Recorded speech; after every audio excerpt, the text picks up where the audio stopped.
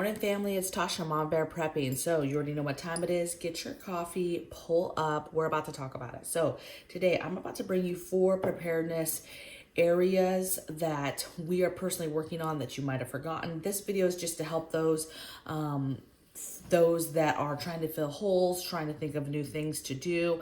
And so I'm just going to walk you through kind of what our priority is, and maybe it's some stuff that could help you too, okay? So 4 things that I'm personally working on right now, building up, making more robust, and just making sure I'm concentrating on these areas right now is, number 1 is an emergency dental kit. So when I say emergency dental kit, I mean full on. I'm thinking about what things I would want and need in a dental kit to be able to handle basic dental care should I not be able to, go to a dentist, go to the hospital, go and get seen, whether that's a basic toothache, whether that's some basic cleaning, basic plaque removal, that type of thing. And then even as far as having to do your own filling, okay? So some stuff they have on the market, you guys. They have the Oragels, the creams.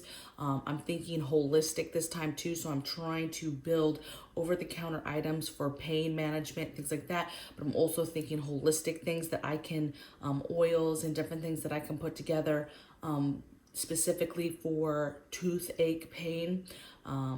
The pick, right? The cleaning, the really fancy cleaning picks, not the picks to clean, but that's part of it too, okay? All the basic stuff is there, like extra toothbrushes, toothpaste, stacking and stockpiling that stuff, toothpicks, water picks, things like that. But the hardcore cleaning tools, okay? The filling kits that you can buy over the counter to be able to do a home fill. Some of those things, you guys, a toothache, first of all, if not treated, can get infected and you can die from it, okay? Obviously, you can die from infections, right? And on top of that, it's one of the most painful things. I don't know how you feel when you get a toothache, but it is one of the worst pains to get when you actually get one, and you can't satisfy trying to make it feel better, okay? So, and I get it. There's a lot of stuff that will be out of our control and out of our abilities, right, to handle. But the more that you prepare in this area, possibly the less pain that might come to your family, and just your skills on getting a little bit up to date on how to handle basic things, okay? So robust, I'm thinking just like I do medical kits, I'm thinking robust, everything that I can get my hands on that has to do with dental, okay? Next thing I have is home maintenance. We are like super, super heavy in this area because we're basically overhauling our entire house. We're painting the entire house, the inside. We are fixing things as we go. We're doing room by room. It's gonna take us forever. We literally have not unpacked because you guys, it's very, very important to, 1, start with a clean palette, have a game plan, and actually write down what goes in each cabinet. Like even these kitchen cabinets behind me, I haven't even begun to touch the kitchen, you guys. There's so many, I'm blessed because we have a lot of storage spaces in this home, but even somebody who has a lot of storage space, you have to get it clean, basic palette, organize, write down what's gonna go in each of these areas so that it's easy to go when you go to put it away, and stack it. If you organize stuff, you will be surprised how much more space you'll have than just throwing stuff in drawers and throwing stuff in cabinets. Like, hey, this is where it's gonna go, this is where it's gonna go.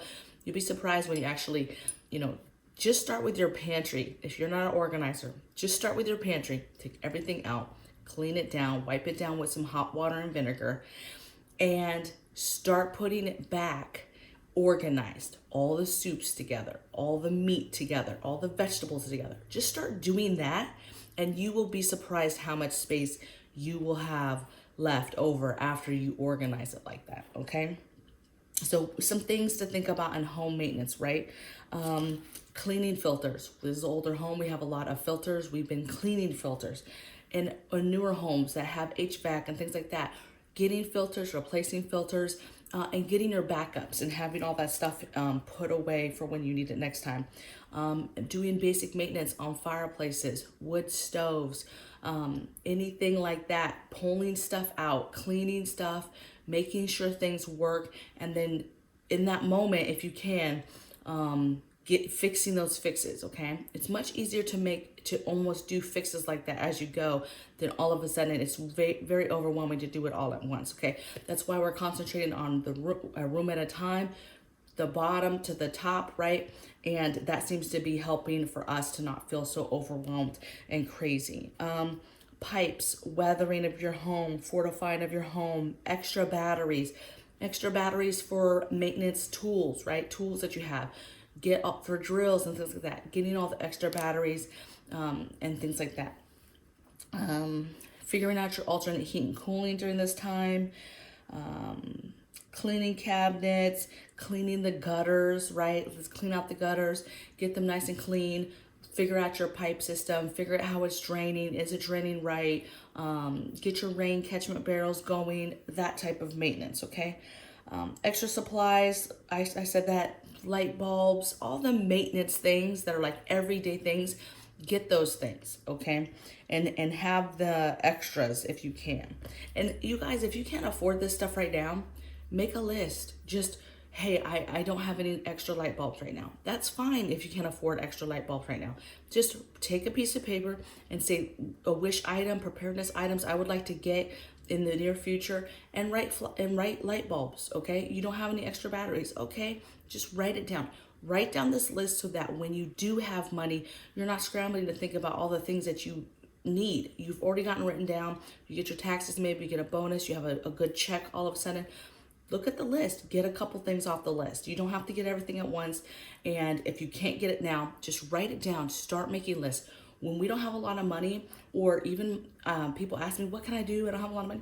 Make a list, get paper, get pen, and start making lists of everything. One day I just made a whole list of, before we moved here, I thought about the house and where I knew cupboards were at, and I literally spent a couple hours just game planning on paper where I was gonna put everything in the house. And it cost me nothing. It was just planning. So planning and writing things down is very valuable. So if you don't have a lot of money right now, that's what you should be doing. Write down your emergency plans. Write down your list of supplies that you need, okay? I think that's enough, you guys, on home maintenance, right? All the things that have to do with home maintenance. Next area that I'm working on is the sewing area. Robust. So again, I'm thinking, okay, I have a sewing machine, I have thread, I have needles, things like that, right? But what I want to do is make an area, set up the sewing machine, do maintenance on it, make sure everything is working on it, robust, get my extra needles, extra thread, start cutting old t-shirts. I have a ton of t-shirts I've been meaning to cut those up, stage them by the sewing machine, right? Patches, push pins, all that stuff, and make it robust. Get the extra things you need, maybe some extra parts for the sewing machine, things that might break easily, okay?